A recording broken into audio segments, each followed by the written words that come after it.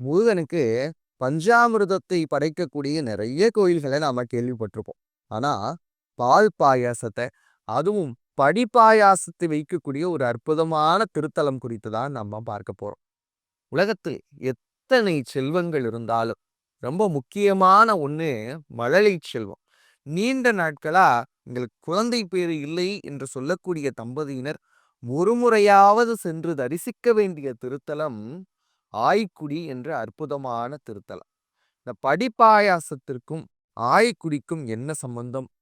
குழந்தை பேருக்கும் அங்கு இருக்கக்கூடிய முருகப்பெருமானுக்கும் என்ன தொடர்பு என்பது குறித்து தான் விரிவாக பார்க்கவிருக்கிறோம்.